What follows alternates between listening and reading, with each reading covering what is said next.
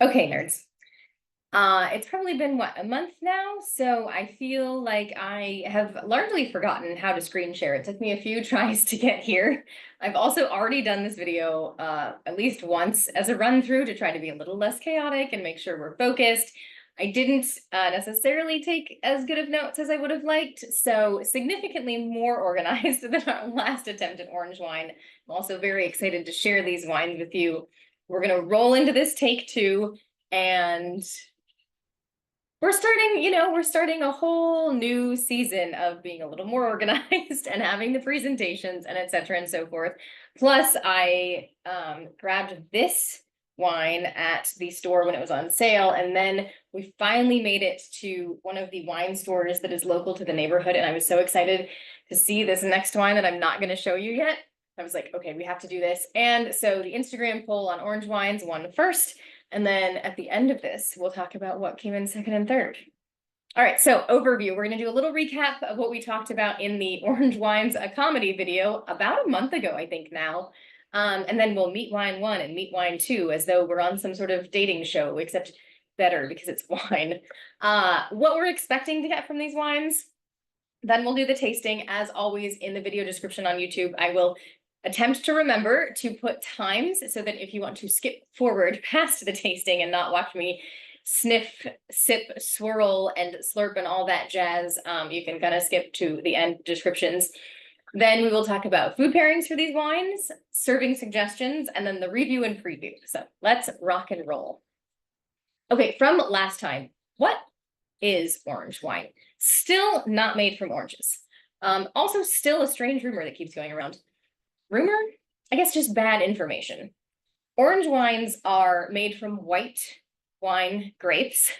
No, that was hard to say. White wine grapes, like, trying to think of any white wine grapes that aren't the ones we're about to have. Well, we had Pinot Gris or Pinot Grigio last time. You could make them, I suppose you could make Chardonnay orange wine. I have a lot of questions about how that would taste. Basically, take any grape that you would drink as a white wine, and then you just leave the juice in contact with the skins. So as we have discussed in the white wine making video, when you make white wine, you take the skins away because you don't want the tannins and you don't want the color because it changes the whole experience. But in this case, we do want the tannins and we do want the color. So I don't know offhand how many producers might be using cold maceration, which will get a little bit more of the flavor and a little bit more of the color, while allowing a little different integration of the tannins, because we're not going for super high tannin. This isn't a Tannat or a Sagrantino or anything like that. Just a little bit of that mouth drying sensation. So I'm not sure if we're using really like pre-fermentation maceration, if we're doing a lot of post-fermentation maceration. If you're new to the channel, do not feel overwhelmed. There are so many videos that can catch you up on these crazy terms I'm talking about. And we will probably always, I will try to do once a year, like a little reintroduction to kind of what we're discussing and the terms that we're using. History. So obviously orange wine is super trendy right now, which is very exciting because it's like 8,000 years old and coming from Georgia, the country. And so, you know, they've caught on to this good thing a long time ago, and now it is finally really having its moment. Natural wine's having a moment, orange wine's having a moment, very exciting.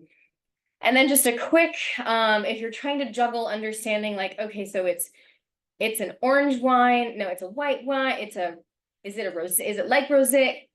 Orange wines are just white wines made as though they were red wines. This is very oversimplified. If you're like a certified somm or like a WSET diploma watching this, I understand this isn't exact.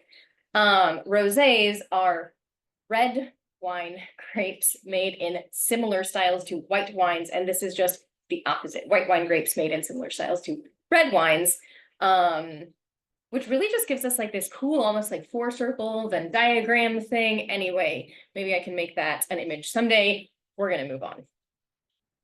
Okay, Krasna. So that is this one. And you can even see like this, see if I can do this backwards. White wine with maceration. It doesn't even call it an orange wine because that's what orange wine is. It's just skin contact white wine.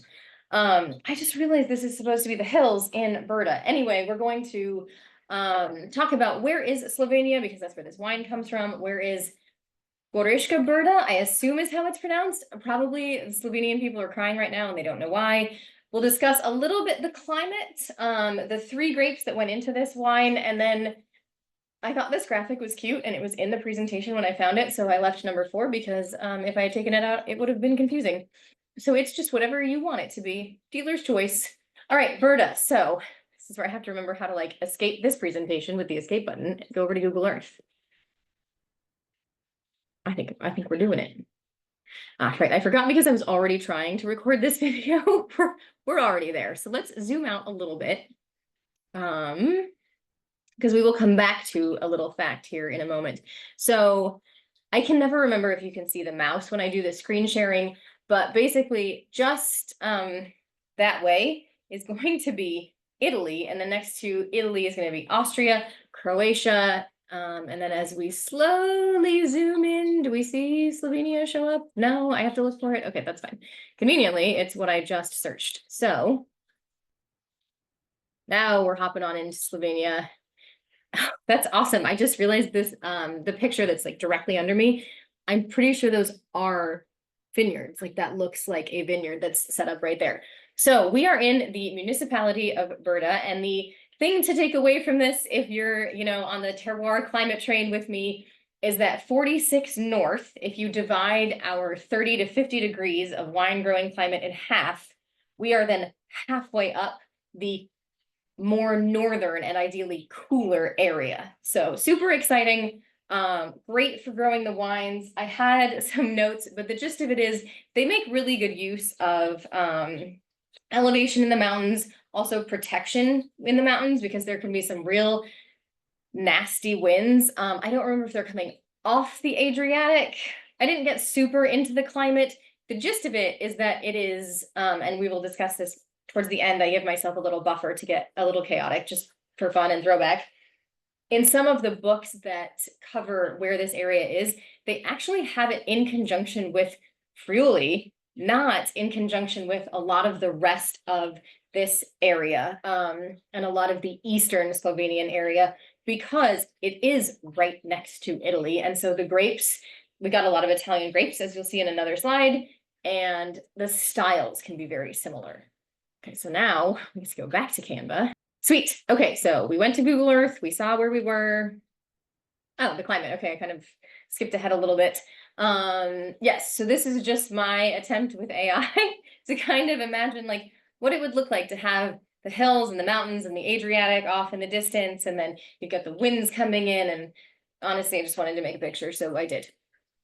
Okay, the grapes that are in this wine. Now here's where we have to start thinking about the grapes that we're using and how they express in white wine versus how we expect there to be any sort of change when we have that maceration and that skin contact and etc. So Rivola Gialla, I really keep meaning to look that up. I feel like that's close. Is also known as Rivola, and that is a pretty popular Italian white grape. Malvasia, which is also known as, Malvasia, but with a Z, another very popular grape. And then Sauvignon-Ance, I assume is how we're pronouncing that, which is also known as Friulano. And all of these grapes, when they're expressing as a white wine, are going to be like, oh, actually, I made another picture on the next page. It's really bad. I'm very excited. Okay, so I love that it wrote raised peach salt. I used AI for this one too. We are expecting, grapefruit, other citrus, like I think I meant for those to be tangerines, even though they look like oranges. We've got some white blossom, which should be orange blossoms, purple flower, not necessarily violets, because violets to me are a very distinct flavor, but purple flower is sort of its own category in the wine world. We're going to look for pears, peaches, lots of herbs. I think I wanted like rosemary and tarragon in this picture was what I was going for. Some saline notes, which could also express as gravel.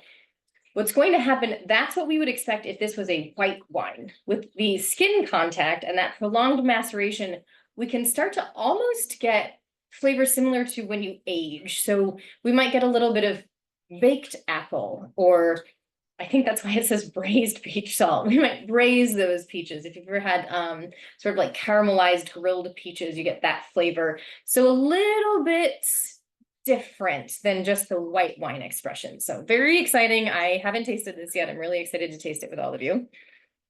Now, and the reason that I was hiding this was because I even mentioned in the last Georgian video, I think, Rakatsatelli and my strange obsession with Rakatsatelli. It is one of my favorite white wines.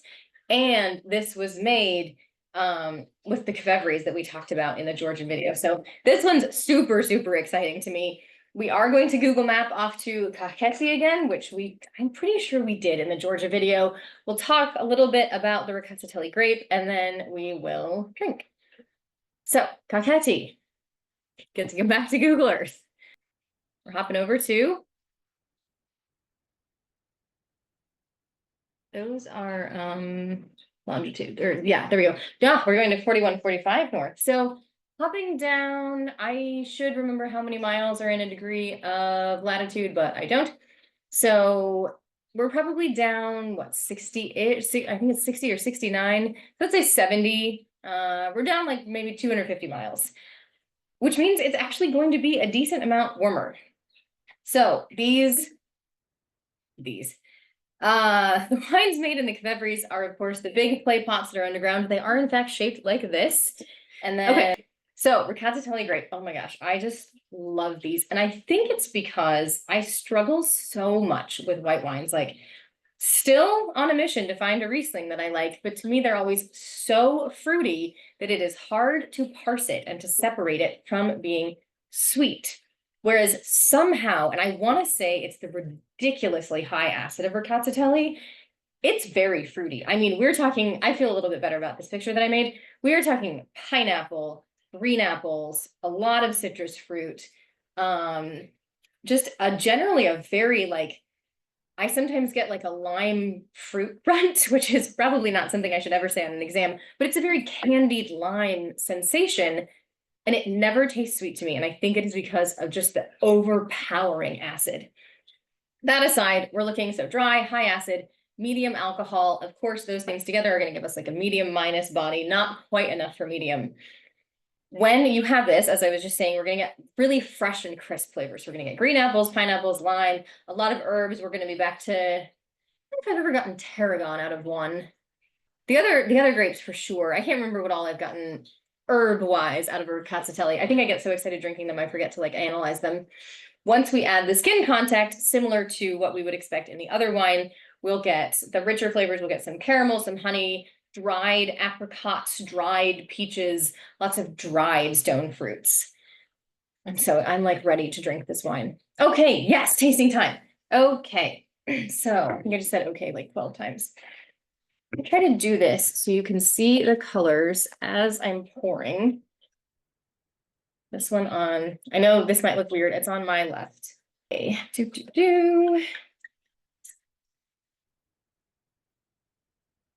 I did not grab my phone stand to do a color analysis over white paper. I also didn't grab white paper, so we're just kind of hoping that's pretty even. Let's see what we can see. Take two. All right, I'm not gonna be able to show you this because, as I said, I didn't really like plan ahead for this. Got a nice pale, you know, I don't actually know what the color descriptors are for orange wines. One moment, let's cheat. They aren't in here. Interesting. I wonder if they'll be in diploma. Yeah, so we have our white options, our rosé options, and our red options. But I don't know if we get new colors now that we're doing orange wines. Okay, well, I'm gonna give this a pale apricot salmon and a medium golden. It's much more gold. The Rakatsatelli is significantly more gold. Yeah, I would actually just straight up call that gold. Whereas this one is a little peachier, salmonier, just not quite as vibrant. So now, it's so wild because I think salmon is an option for rosé, but yeah, not for orange wines. Fascinating. Okay, a little swirl. It just smells so good. Sorry, I got distracted by how good it smells.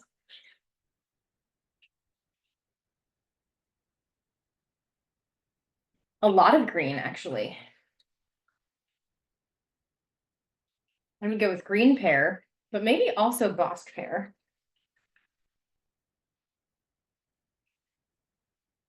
If I were to say grapefruit, I would actually go with white grapefruit, not ruby red.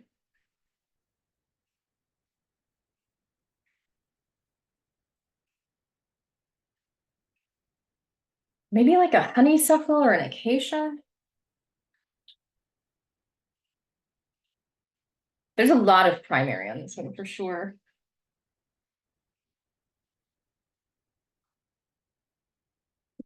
Excuse me, I'm gonna have to do the retronasal breathing that we've discussed. And if you are new to the channel, maybe we should do just a tasting video. We do need to taste some Malbecs.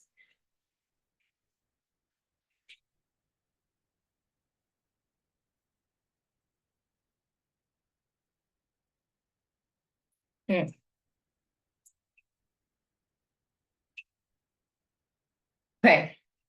but I feel like the secondary comes through much more on the palate. I get pear drop, which again, I need to start sharing pear drop candies with people because it is a very specific flavor, but it's a very candied flavor. Obviously, it's a candy.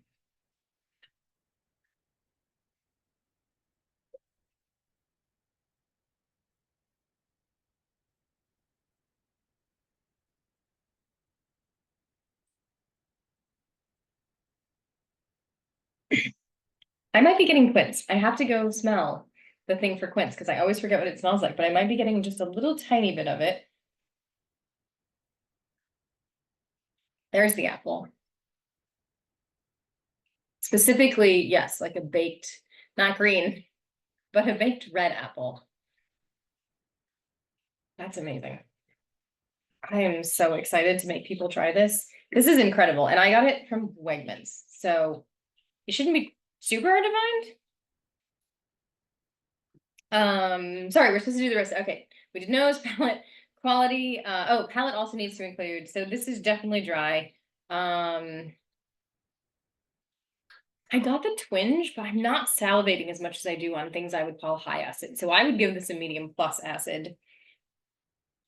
I forgot we get to do tannin. I don't I don't know if I'm ever gonna say that an orange wine is, like I said, is more than low or medium minus.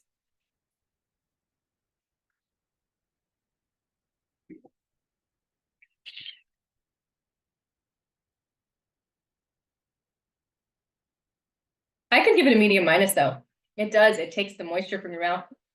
It's just and then it replaces it immediately with that the salivation from the acid. So that's pretty nice. And then yeah, probably a medium minus body. I don't want to give it light. It's too heavy for light, but it's not a ton. And then we discussed the readiness for drinking. I don't know. I have no idea what the like the guidelines are for aging orange wines. This is definitely ready to drink right now. You might be able to leave it in the cellar for a little bit, but I would just go ahead and drink it. This is also a 2022. So it did age, it just aged in the bottle. Delicious, solid. I'm doing a terrible job of the systematic approach to tasting. I think it's because I'm overwhelmed by how good it is. Okay, Ragazzacatelli, wine number 2. We'd already discussed the appearance.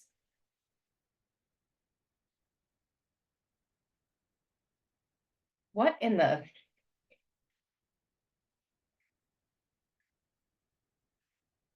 I'm having one of those moments where I always thought like wine snobs were like beeswax. I smell beeswax for sure. It smells delicious. Maybe caramelized peaches, grilled pineapple. There's almost like a spiciness to it.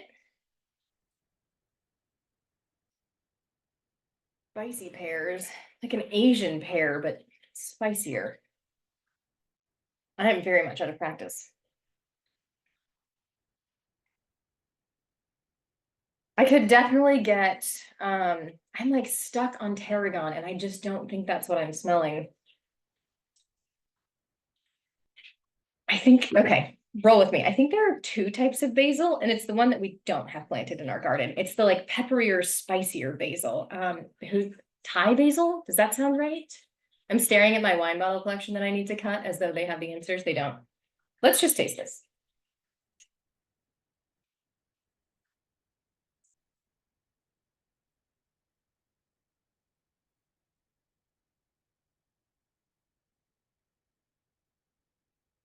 I'm never sharing these wines with anyone. I'm kidding. If you show up on my doorstep, I'll probably share them, but man, especially, I mean, I already showed you the price tag. It was $20, which like for a 2022 made in a Quevry coming from Georgia, I just noticed that the bottle specifies country. I have thoughts. Hold on, I'm getting a finish. Oh, an interesting. Oh, I forgot to do finish on the last one. This finish makes no sense to me. Something has gone awry in my taste buds. This is almost like a gamey, mushroomy finish. Well, I could, okay, maybe it's white wine. Yeah, like a very forest floor mushroomy finish, which I need to start studying again.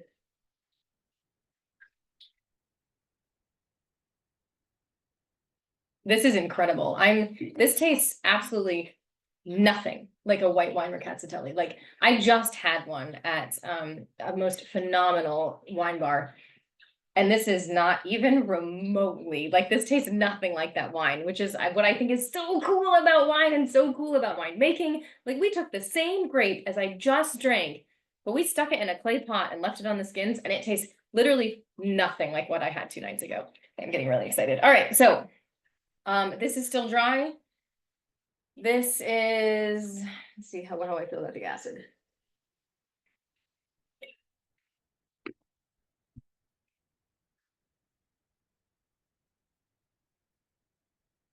I just got some up my nose. That hurts. I actually give this just medium acid, which is very surprising. Maybe my acid sensation is off. Tannin, I give a pretty medium tannin, or no, sorry, I give a pretty low tannin. This is not, it's a little less than the other one, which does, comparison like this does make it hard to tell sometimes. And I just realized I didn't do alcohol for either of these, so.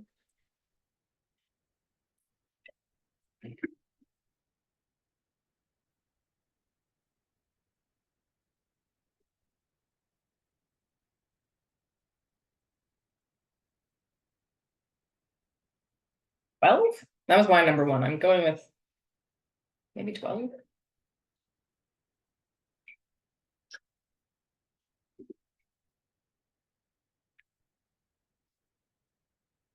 I don't think either of these are going to be low alcohol, so I'm going to say 11.5 for the riccatelli, but that's only because it doesn't really feel like there's a whole lot of alcohol at all. So, riccatelli 11.5, and the krasna is 13. Okay, a little more alcoholic than I thought. Fascinating. It really doesn't feel like it. I also did not give you the, oh, there is Pinot Grigio in here. I missed that entirely. It's 35% Rivoligiola, 30% Friulano, Sauvignonas, 30% Pinot Grigio, and 5% Malvasia. So not a lot of Malvasia in that one. I'm curious. Oh, and I mean, this is ready right now. This is also a 2022. So solid amount of aging. All right, we've suffered through another tasting with me. They will get better, and I think the Malbec tasting came in 4th on the votes, so that is coming up. All right, so let's talk about how we're gonna eat this. Acid and salt go together. These were not as high acid as I think they would have been if they were just expressed as white wines, which is kind of throwing me right now, and I need to go do a little more research. But acid and salt go together, so pretty much any salty dish, you're going to be good. I would 100% like champagne, have these with popcorn. So, but maybe I just really love popcorn. These would also be good with like fish and other white meats prepared in a saltier way. I think that's really the reason that I'm thinking of that. The nice thing about orange wine is that while the white expression, like the pure white wine expression of these grapes, I would say stick with herbal versions of like salty Mediterranean dishes. Because the tannins and the body are a little bit more, these can stand up to slightly spicier versions. So if you're starting to lean like maybe you really want some Indian food for dinner, these might be worth a shot because you get that fruitiness from them being white wines, but you get a little more of that stand up and like can hold its own against the spices. I have a cheese and wine pairing book that I totally forgot to grab and I meant to grab for this video. So I'll put some notes in the comments. I mean, I'm defaulting to brie because brie has, to me, is very salty. Anything that is salty, tangy could work. I might try these with like some blue, but I'll definitely think about this a little more and then put some notes from the book in the video description. One thing I think, kind of like the way it can stand up to spice, is when you think of wine, maybe you do. I don't think of vegetables because vegetables and wine to me are like a strange pairing. Vegetable sauces, like, well, tomatoes technically a fruit. Let's not get too scientific. But I think what's cool about orange wines is that if I wanted like the other night I had a plate of asparagus because I was stress eating and I didn't want to stress eat junk food. So I stress ate a bunch of asparagus. And I think these wines would stand up to it. Do I oversalt my asparagus? Yes. So maybe that's why. Artichoke hearts, I could definitely see dipping. What do you take the artichoke hearts and you dip them in like butter or vegan butter or whatever you have, and then you like eat the flesh out or however it works.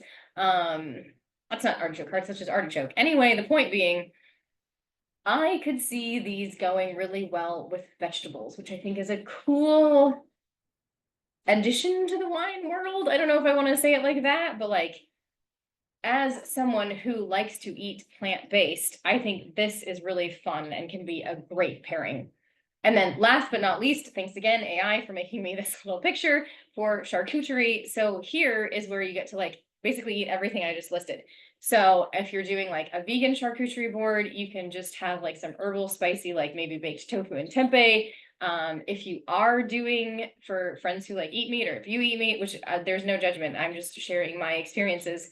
You could do, actually, I think I have a friend who likes sardines, and I wonder if this would go with sardines because of the, okay, I gotta try it.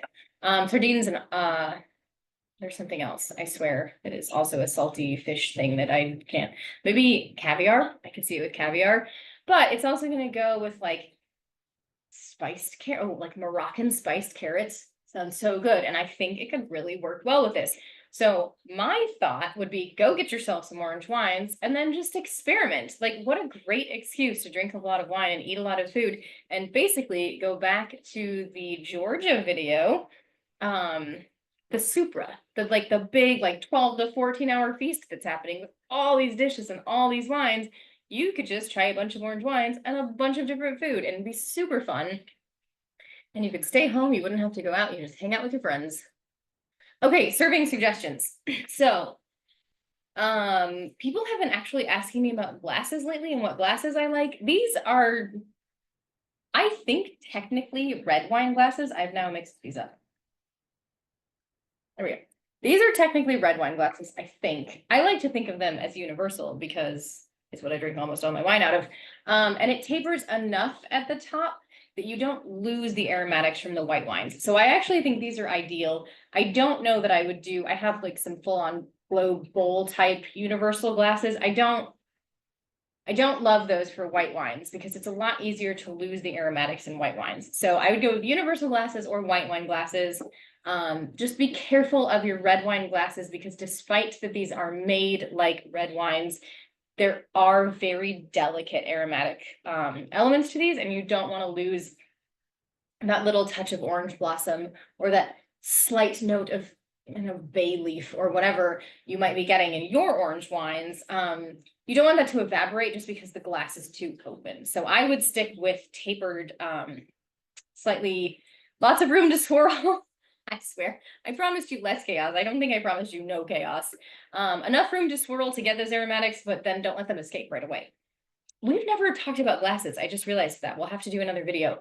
Temperature, the reason that I have 55 to 60 here is something we touched on in the first video, but I did not do a good job of explaining it. So red wines, you tend to serve more at the room temperature. I think I have mentioned the trick of if it's a white wine, you can chill it and then leave it out for 15 minutes. If it's a red wine, then you've left it out and you want to chill it for 15 minutes. That kind of gets you in the ballpark. That is a nice, easy way to do it. But these wines, you don't want them to be as chilled as white wines, but you don't want them to be as warm as red wines.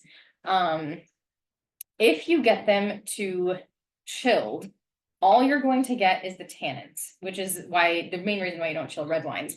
You're going to lose the little gentle, fragile aromatics, and you're just going to be hit in the face with a mouthful of tannins, suck all that moisture out, and you're going to be like, what is the point of these wines? But if you get them too warm, they're going to get, we call it flabby, which there probably needs to be a better word for this, but the wine will taste flabby and soft, and like it'll lose a lot of its structure that comes from chilling it. So ideally you want 55 to 60. I have no idea. As I have mentioned when I have used this thermometer before, we don't actually use it for meat, so I'm not super concerned about contamination. Waiting game. All right, 65, that's a little bit too warm. My bad. I got excited about doing this video and then I realized my nails looked like garbage, so I did my nails. Still don't love the way they look, but it made the wine warm up. 66. So these are a little warmer, I think, than would be ideal, which might be why I'm struggling. Not just me, it's also the wine. Shoot for that 55 to 60. Breathing time. So I would argue that you're going to want a little more time with your orange wines than with your straight white wines. Typically, you will decant red wines, right? We've talked about this. That's typically is like the vast generalization, but you will decant red wine more than you will decant white wine. In fact, I don't think I've ever decanted a white wine. That's weird. Not judgmental weird. I just don't know why you would ever decant a white wine. However, I could see doing a 15 to 20 minute decant on the orange wines. If nothing else, lots of not aggressive, but a lot of swirling. However, I would not aerate these. Oh, my battery's letting know on my laptop.